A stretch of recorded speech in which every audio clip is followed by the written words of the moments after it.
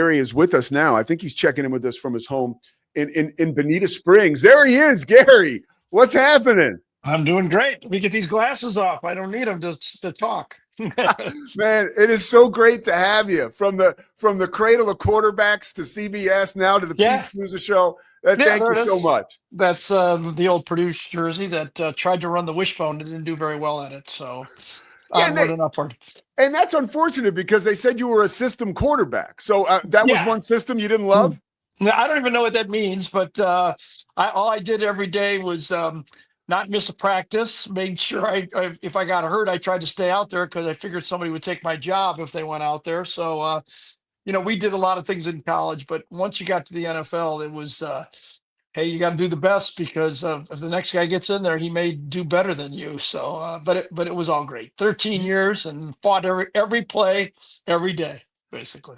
So, Gary, that's one thing I wanted to ask you about off the top. You have now for me, are in that Chris Collinsworth now universe where you were an elite player, right? Had an excellent career in college and the Nah, NFL. No, no, no, no. Come on. Go I'd ahead. say I'm not embarrassed to say journeyman player. I mean, there are a lot of them in um, every training camp. You were picking at the draft. Are they going to take anybody to replace you? And you keep fighting. And I was like maybe half the time I was the assumed starter and the starter, and half the time I was like battling to get playing time. But that's the way the NFL is. So there's nothing embarrassing about that. No, So not at all. And your broadcasting career now has almost people see you now as more of a broadcaster than right, as right. right a sensational. I'll say it. I thought you were an elite, a guy that plays in the NFL for as long as you did is elite. Right. Okay. Yeah, I agree with that. But Yeah. I mean, no, so I would, the guys I played against, I lined up against Fouts and Parkington and Starbuck and, the elites of, and it's kind of funny. He used to always kind of tell this story that we were playing Fouts one time. We were going out to San Diego and they had Jefferson and Winslow and all those guys. We were good. Silver Rush and Billy Sims was our running back. And, we could compete with people. So we're playing Fauci and he's having one of those years, and I go, guys, it was like, and I said, you guys got to play your ass off today. And they're all looking at me and I go, because they got Fouts and we don't. So you better play this game. So I got him one time. He got me one time. So, but I had a lot of help. So Would you get jealous of a quarterback like that playing for Don Coryell? Like in that system with guys like Jefferson and Charlie Joyner and Kellen Winslow. I mean, that was a pretty sick attack for a guy like that. That's a quarterback's dream. Yeah, that would be nice. I don't think I could have done that, to tell you the truth. That would have probably been a little bit over my skis. I needed to have the team around me be good and pick my spots. I always felt like, my game, when I was with the Lions and the Browns was, 25 throws. I think one year my agent, when I was up for contract, said that I made more third down throws than any quarterback in the league because that's kind of how we played. Jim McMahon was that way. There was a lot of guys that had that type of style. You had to, Bob Greasy was that way. Now Bob was a higher level quarterback than myself, but that sometimes is a lot harder than throwing 35 times a game. You had to pick your spots and you had to be careful with the football and because the team, punting was not the worst thing to do if you have a good defense and manage the game, basically. Is there something you picked up from Greasy with being with him at Purdue that not only was a thread through your career as a passer in the NFL, but now as a broadcaster as well? I admired the way Bob played. So Bob was the quarterback. See, 8 years before I was there, and Okay. I followed Mike Phipps, and just to show you how different the world was.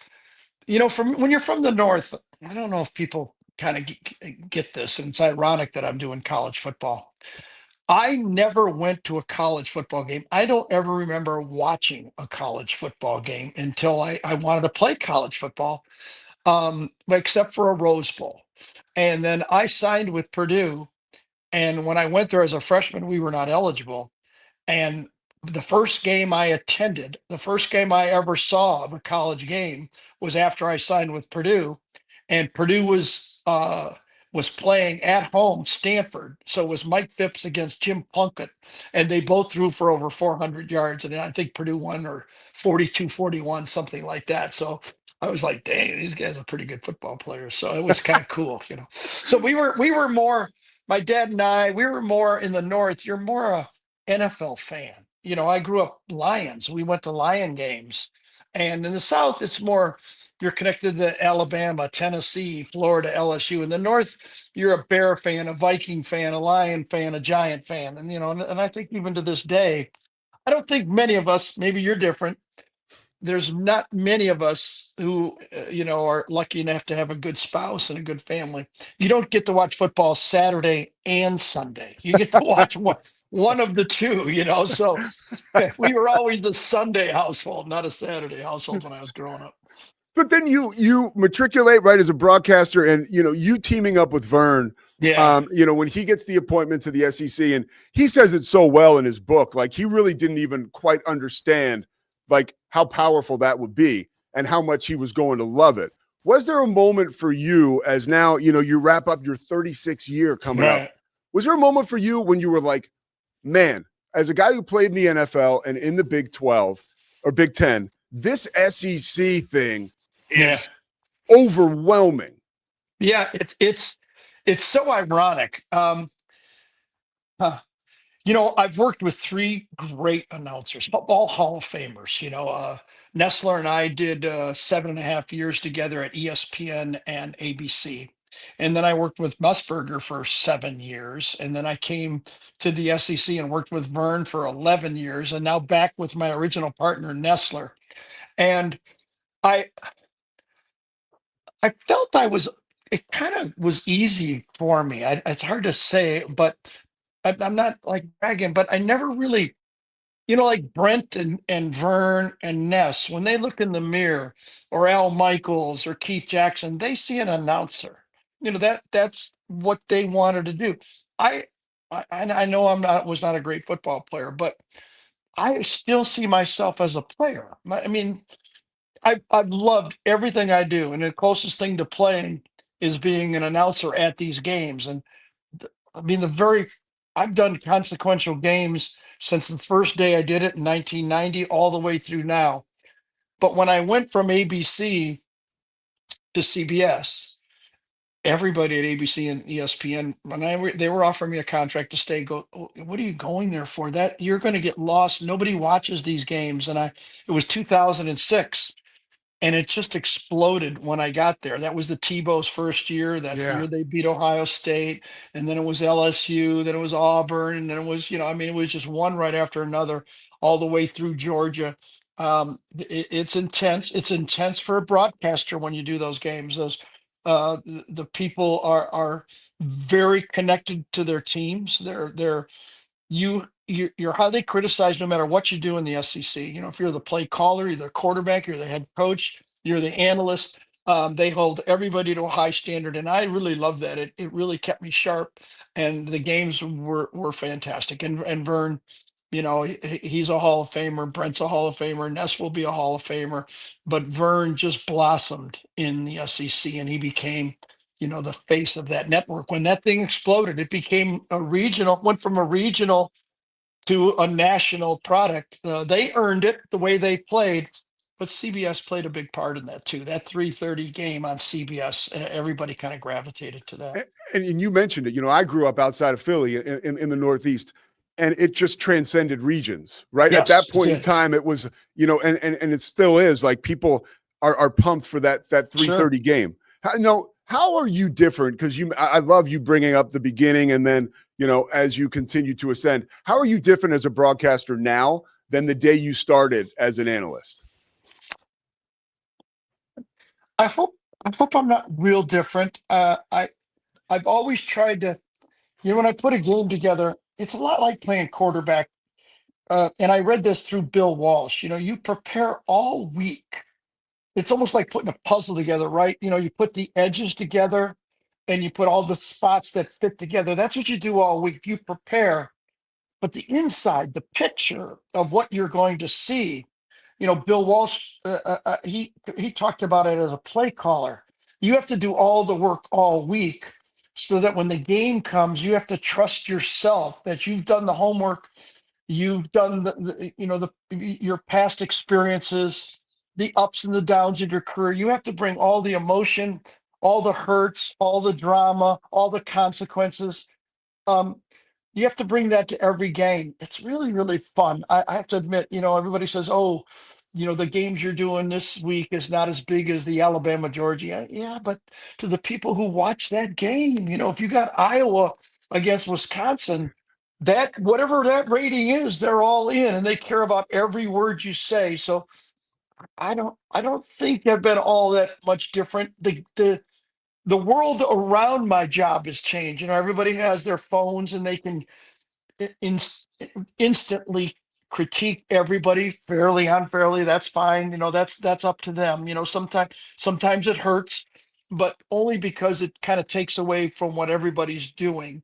But most of the time, it's so fun to watch competition, drama, consequences, great plays, effort, players that you never heard of, you never would have thought making big plays, and so it doesn't seem all that different, but the way TV is now, instead of being, when I went to ESPN in 1990, the well, let me back up. The last production I went was at Disney World, with Greasy and Lynn Swan and Keith Jackson, and there were like 200 people in the room.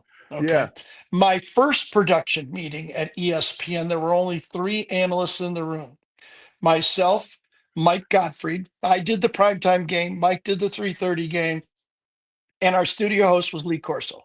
There were just three of us. That was like the Okay, seminar, basically. exactly. That Yeah, was yeah, the yeah. I seminar. go to those seminars now. There's like 1,000 people. Yeah, Exactly. yeah. And that's how different it was. That was the seminar back then. Three of us, basically.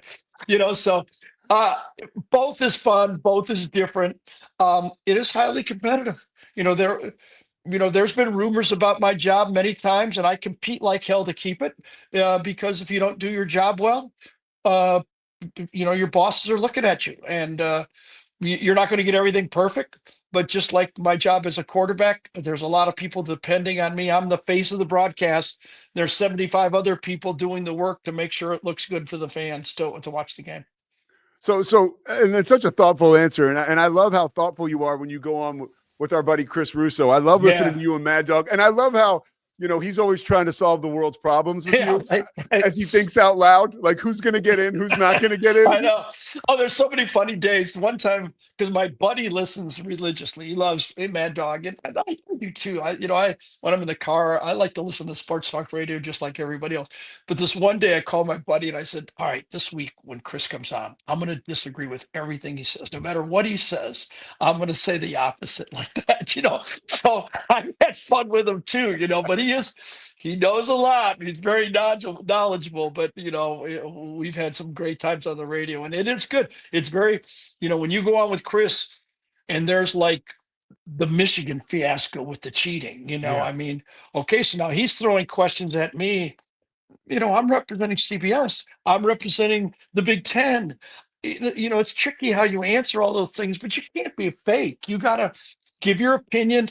And I think my wife helped me a lot about like this. She's the daughter of a basketball coach, and she said her dad used to say this, and then I took it with my kids when I was raising them. She says, there's a difference of critiquing a play and being critical of players who are in the game. And I've always remembered that. Like, listen, I got coached hard. If you step with the wrong foot, you get coached. If you're supposed to take an outside release, you got to take an outside release. If you're the free safety and you get up there on a running play and they throw a post behind you, the coach gives you a zero and you're critiqued. But you don't have to be critical. You don't have to call people, lazy or they didn't, So I think you've got to find that medium where the fans don't want you to just soft pedal everything. You have to be critical, but you have to be critique of them like a teacher. But I think you have to show the fans that you have emotions and a heart for how hard it is to play the games we're doing. Well, and on that note, let's critique a little bit as far as Sure. what we're looking at here with the calendar. We're in Big 12 country. I'm getting ready for Right. what will be BYU's biggest game in 40 some years, right? Right. And yesterday you get the rumors with Kalani Sitake and Penn State, of course, outside of the Big 12, the Lane Kiffin, all of it. If you were to be appointed the commissioner of college football after your 36 year closes up here in a little bit, what is the first change you would make? If that was something you would, I mean, forget it. I don't care if you're interested. You have to. No, What's the first change you'd make? I understand. So the problem with college football is it's almost impossible to regulate. I mean, think about it. You just mentioned BYU in the Big 12. The very first game I ever did was Ty Detmer, BYU playing against number one Miami. He won the Heisman Trophy that day. That was the opening game of that year. Opening game. That's right. Okay. That was 1990. That was the very first game. So now BYU's in the Big 12. Now there's a 12-team playoff. So many things change, but everybody's coming at it from a different angle. It's not like the NFL. College football, the best teams get the first pick. The NFL, there's a draft, there's order to it. There's rules. Here, you take advantage of your legacy being Ohio State or your history of being USC or Texas, and you get the better players. So the temptation to use all that to continue to dominate college football is very hard. And let me get off tangent one more time, I promise, because I don't get to do this. I love it. Please. I'm in a seminar at CBS, and we were asked maybe 6-8 years ago, and the Neuheisel and I and BJ, we're all asked to pick our top 10 for the coming year. So I put up my top 10 on they had an over projector, and it's like Nebraska, no, it's USC, Ohio State, Alabama, Tennessee, Nebraska, Notre Dame, Michigan. That's my top 10. And everybody goes, Nebraska? How do you have Nebraska? But I go, oh, I'm sorry. That's the top 10 when I graduated from college in 1972. It's the same teams. Now, somebody enters, Virginia Tech makes a run, and now Oregon's in there. But the legacy teams are the legacy teams, and they don't want change. So that's the problem. A commissioner doesn't work. How are you going to get the SEC to cede their power to the Big 12? They've got all the advantages right now. Why would they make something fair, that says, all right, we're gonna make it fair so you guys can compete with us? They're not going to do that. So it's impossible to have a commissioner. Now, they could get together and say this would benefit us all to have a little different calendar. But I can tell you, even the smallest change, the dates of transfer portal, there's just as many coaches that say, no, we like the transfer portal the way it is. We like 2 transfer portals. We want a guy to transfer 4 times, so you get just why as many is that, people. Gary? Why is that, though? That doesn't make much sense to guys like you and I. Oh, okay, but who was it that I just watched the other day? It was the wide receiver, Malik, the Oregon wide receiver. Geez, I could grab his name. Malik Benson, the guy who caught the pass to win the Oregon game. Basically, he had the key pass. The one you were doing. Right, the game we just did. This is his 3rd place. The other 2 teams, Alabama and Florida State, really didn't love him. So now in his 3rd place, he's making a name for himself, like you are doing your radio show, or I'm doing that. Yeah. Because the coaches have so much power and recruit so many players, the players want to find their path to play professional football. And I don't, Joe Burrow, remember Ohio State didn't think he could play. Yeah. So it's I don't think a commissioner will work in college football. I really don't. More people are watching college football now than they ever did.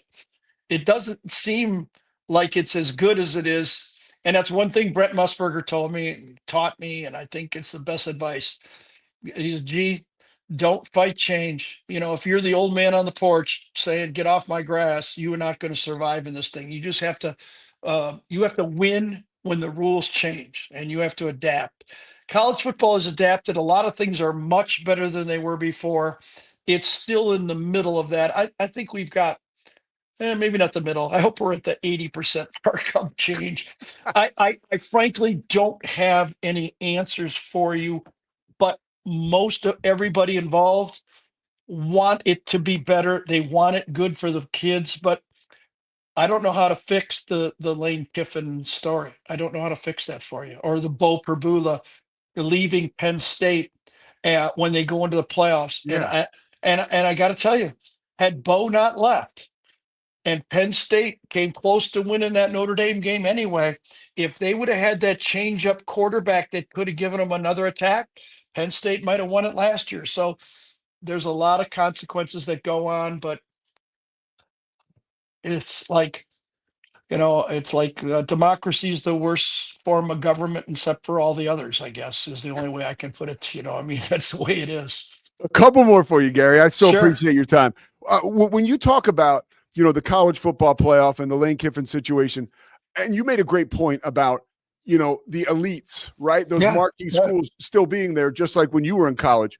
Do you think that's probably the biggest reason Lane Kiffin left? Because when you're at an LSU, it is different than Ole Miss, right? Your resources, you probably don't have to hit the portal as hard because guys are almost recruiting you.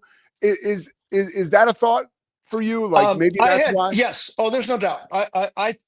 There was two possibilities here. Okay. And the one is, that Lane did exactly what he did. He looked at it and goes, I, I'm at Ole Miss. We're in the playoffs. Not quite as much pressure here at Ole Miss, but I can put the team together to compete. The other possibility is, and I hope you can understand this because it's an old analogy. Remember the old Ed Sullivan show where the guy would get out there with the sticks and the dishes and he'd get them all spinning. Seen the video, and he'd run back and forth and they'd all. It was that way with Lane. Lane goes, yeah, I'm winning, but I can't keep all these dishes spinning like this. Yeah. It's going to crash. LSU just has more of an advantage. Alabama has more of an advantage. Michigan has more of an advantage. There's other guys helping you keep the dishes in the air. Exactly. Okay. Yeah. So you can get it. And I think he had an urge to win a national championship. I don't think it was the more money for himself, although your agent is always going to try to set the next mark, because if the agent doesn't get you the most money, then the other agents will pick at his coaches and say, listen, I could have got Lane more and I could get you more. That agent doesn't have it anymore. Jimmy Sexton's lost his fastball. So if he doesn't get the best deal, Mac Brown and Bobby Bowden told me the same thing. And this is the problem with LSU. Mac Brown said, yeah, we have the advantage at Texas. We get first pick. Bobby Bowden said the same thing when he was rolling. We get first pick. We get the guys we want. The problem is you have to, the great ones, the 5 stars and the 4 stars, you have to almost offer them after their sophomore year. If you don't offer these elite players first, they're mad. The next coach says, hey, we're offering you and Texas isn't. And so you got to, and they both said we picked the wrong guys because we had to pick so early. The guys that ended up, coming out as a junior and senior ended up being better, but you can't pull scholarships. You get a bad reputation. So it's not quite as easy as Lane thinks, but there is advantage. There's a reason why Georgia and Alabama and Ohio State are winning all the time. What do you think is the biggest surprise that lies ahead for us when we get down to this selection Sunday with these 12 teams, a week from Sunday? If BYU upsets Texas Tech, that'll shake it up. Okay. Because what do you do with Texas Tech? They're 5th now. Are you going to drop them out of the playoffs and BYU is going to get an automatic berth? So then that means that extra spot has to come from somewhere. Does it come out of the 5 teams for the SEC? Does it come out of a matchup between Notre Dame and Miami? That could be the fallout here, is if that happens with the 12 spots. Now, by the way, I think 12 is not a good number. I never did. I think 16 is the number. I don't think they want buys. I can tell you off the record that coaches have told me they don't even want the bye. All 4 teams lost off the bye last year. They would rather have home games the first week and play the 16th, 15th, 14th, 13th and have a bye. They'd like to layoff's get a too game long. That too layoff is too long. long. It's Yeah. not like the NFL where you're just laid off for 1 week. It's laid Yeah. off for 20 some days. So I think 16 would be better. There'd still be arguments, but I personally think that the Big 12 and the ACC would benefit from having two automatics and arguing about a third team rather than right now having one and arguing about their second team. What's taken Penn State so long with this coaching search? What do you know what the reason is behind that? I've heard rumors. One of the rumor is that a prominent agent blocked all of his coaches from Yeah. interviewing for it, and so the field wasn't quite as big as Penn State was. And I think the other is that they had their eye on a couple of assistants that they were enamored with, and those assistants are with teams that are still currently involved in the playoffs, just like Kalani is at BYU, and that'll be interesting. I mean, that would be a big change, from BYU to Penn State. That sometimes fit means everything. That would be one to watch. I'd be interested in watching that the next 3 years. Would you not? Yeah, I would be I mean, as a guy, again, from the Philly area, Yeah. not to say he couldn't get it done, but there's Correct. a little bit of a disconnect in some of the guys he'll be sitting down with. I actually think I actually think BYU and SMU and Notre Dame have some advantages in the new system. They should have enough money to play the transfer game and the portal game, and BYU is not a bad place to be coaching at right now. But the allure of Penn State's not bad. Last question, 36 years for you. You're wrapping it up now. I mean, first of all, thank you for being like on the job and doing just your voice and being piped into my living room for so long has been amazing. Amazing. Appreciate it. Truthfully. And I do want to ask you, what has been the thread from a player, ESPN, CBS right now that has been a common thread through the whole journey for you that has allowed you to experience all this great success? Sure. Honestly, the irony of this is kind of hard to explain. Um, I deeply regret my 4 years at Purdue. We were not. I would love to have a do-over. I really would. We had a really good team. I was not mature enough. I was 17 years old when I went to Purdue. Um, there were some coaching changes. We changed offenses. We went to option offenses, and I turned down Notre Dame and Michigan and Alabama to play for Purdue, and I wanted to be the next Mike Phipps, and I didn't handle it well as a young adult.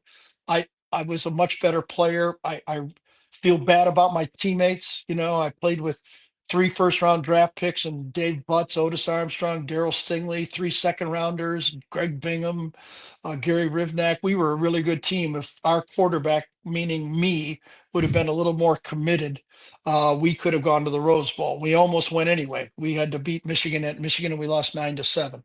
So that, and then that led to me not being drafted. And I knew I was good enough. So I had to take a trail that was unpleasant through Canada, through the World Football League, playing for basically no money. So I was a grinder the rest of my life, and it's the same way I approach this. So, um, you know that that humbled me and maybe made me what I am now at the same time. And so I don't take anything for granted.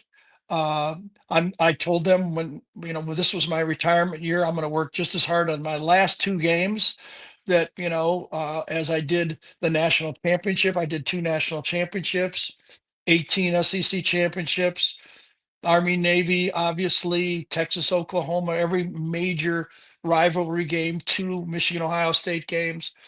I'll work just as hard in the Sun Bowl, which will be my last game. There'll be a lot of opt outs from that game, but Gary Danielson will not opt out from that game. Gary, man, amazing, dude. They say don't meet your heroes, but come on, bro. It's all good.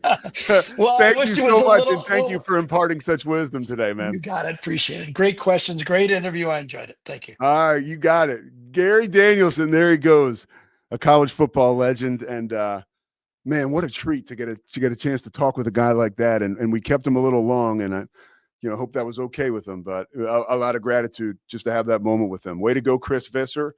in the home office in Orlando, Florida.